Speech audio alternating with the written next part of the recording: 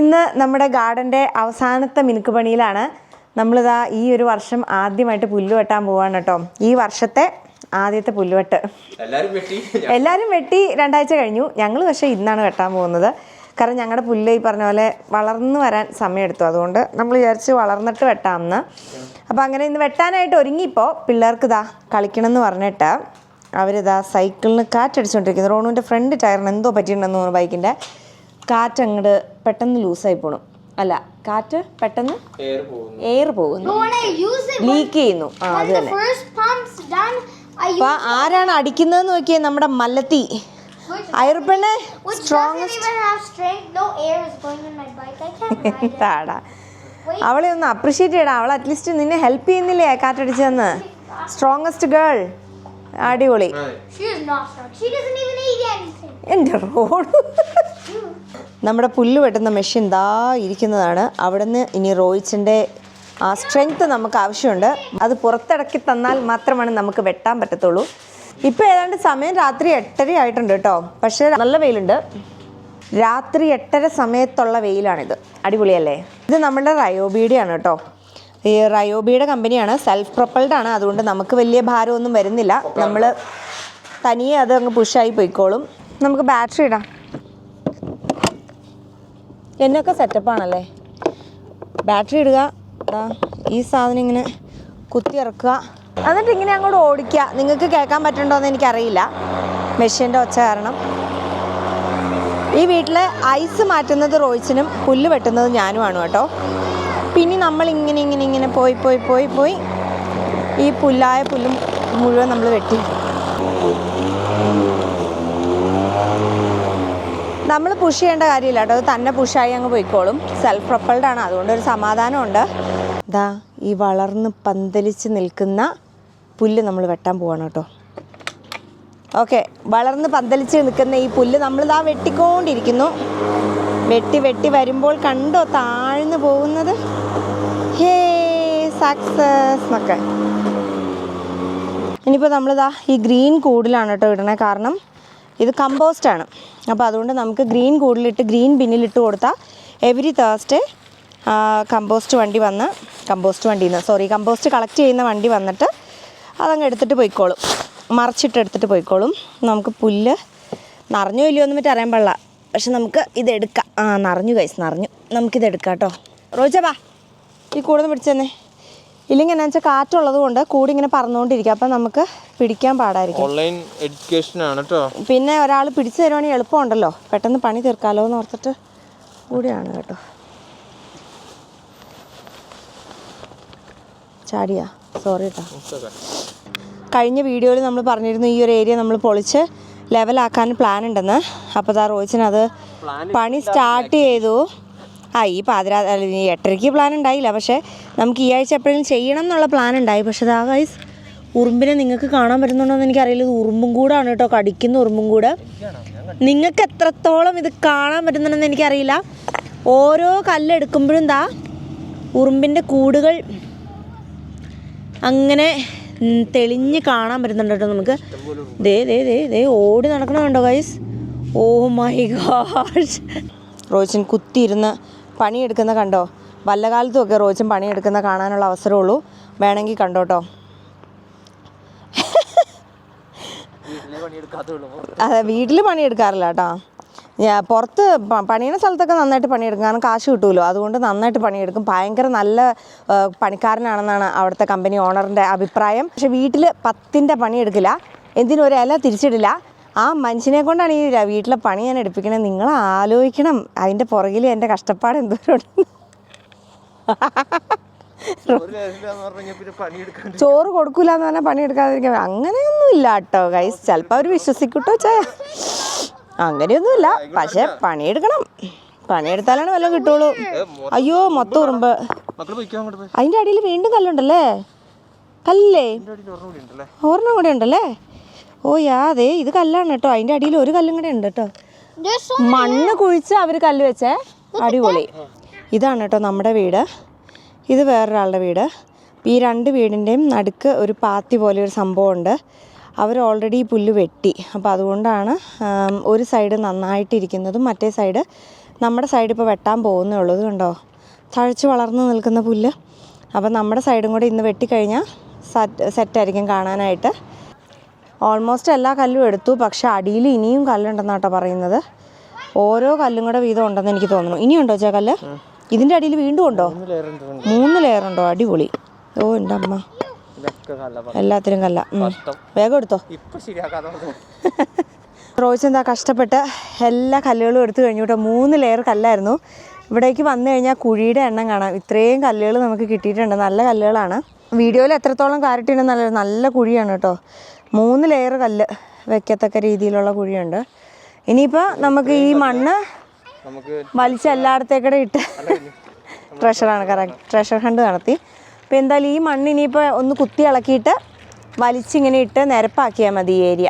അപ്പോൾ പിന്നെ നമുക്ക് പുല്ല് വെട്ടാനും ഒക്കെ നല്ല സുഖമായിട്ട് വരുമെന്ന് വിചാരിക്കാം അല്ലേ. അപ്പോൾ ഇതാണ് കേട്ടോ നമ്മുടെ സൈഡ് വെട്ടുന്ന സാധനം. ഇത് വെച്ചിട്ട് ട്രിമ്മർ എന്നാണ് പറയണേ, ലോൺ ട്രിമ്മർ. അപ്പോൾ എന്തായാലും ഈ സാധനം വെച്ചിട്ട് നമ്മൾ ഈ പുല്ല് നീണ്ടു നിൽക്കുന്നതും ഈ സൈഡിൽ നമുക്ക് ചേർത്ത് വെട്ടാൻ പറ്റാത്തതും ഒക്കെ ഈ സാധനം വെച്ചിട്ടാണ് കേട്ടോ നമ്മൾ വെട്ടുക. കാണിച്ചു തരാം എങ്ങനെയാണെന്ന്. നല്ല രസം, എനിക്ക് ഭയങ്കര ഇഷ്ടമുള്ളൊരു സംഭവം ഇത്.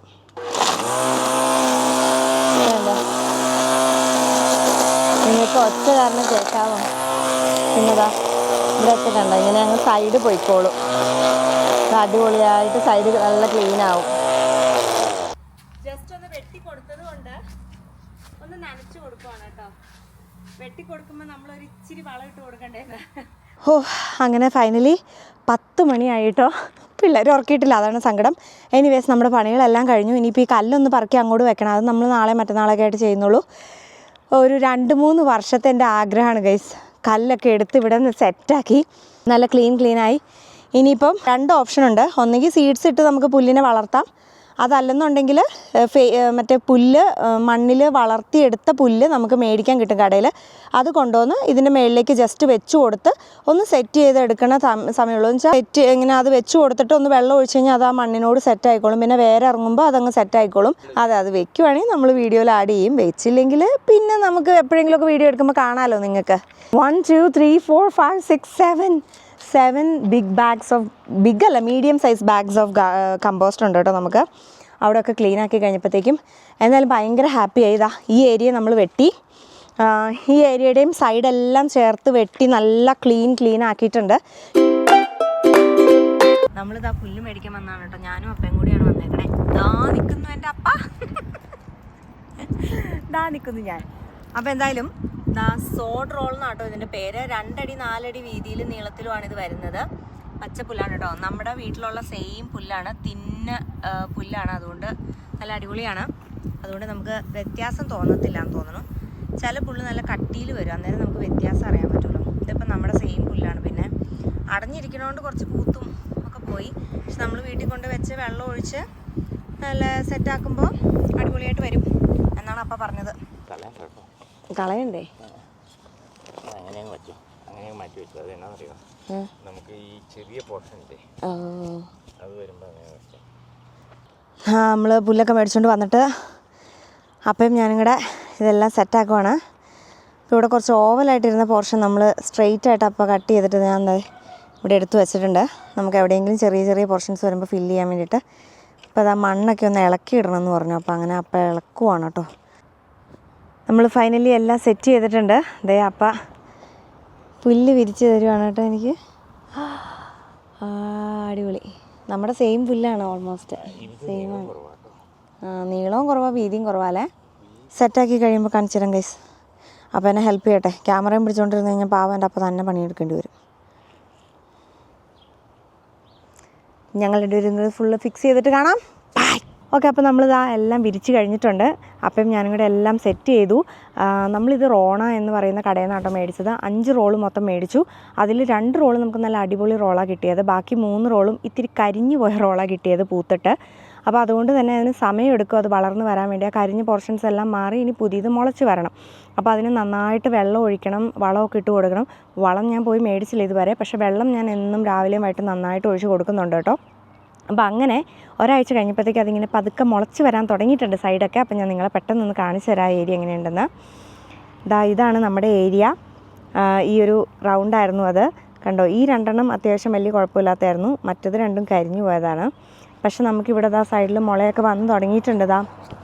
ഇവിടെ നിന്ന് ഇങ്ങനെ മുളച്ചൊക്കെ വന്ന് തുടങ്ങിയിട്ടുണ്ട്. അതുകൊണ്ട് 1 മാസം 2 മാസത്തിനുള്ളിലൊക്കെ നന്നായിട്ട് വരും എന്ന് വിചാരിക്കണു. ഈ ഒരു ഏരിയ ഇങ്ങനെയാണ് ഇപ്പോൾ കിടക്കുന്നത്. പിന്നെ എനിക്കൊരു അബദ്ധം പറ്റിയത് എന്താണെന്ന് വെച്ചാൽ ബാക്കി വന്ന മണ്ണ് ഞാൻ തട്ടി ഇതിലേക്ക് ഇട്ടപ്പം മൊത്തത്തിൽ എന്തോ പോലെ ഇരിക്കണം. ഇനിയിപ്പം കുഴപ്പമില്ലാന്നാണ് പറഞ്ഞത്, അത് സെറ്റായി വന്നോളും. അതിങ്ങനെ കുറച്ചും കൂടെയൊക്കെ മുളച്ചത് പൊങ്ങിയൊക്കെ വരുമ്പോഴത്തേക്കും പുല്ല് പൊങ്ങി വന്ന് ഒന്ന് വെട്ടി കഴിയുമ്പോഴത്തേക്കും അത് സെറ്റാവുമെന്നാണ് അപ്പോൾ പറഞ്ഞത്. അപ്പോൾ അതിന് വേണ്ടി വെയിറ്റിംഗ് ആണ് ഗൈസ്, വെയിറ്റിംഗ് ആണ്. അപ്പോൾ എന്തായാലും ഇതാണ് ഫൈനൽ ലുക്ക്.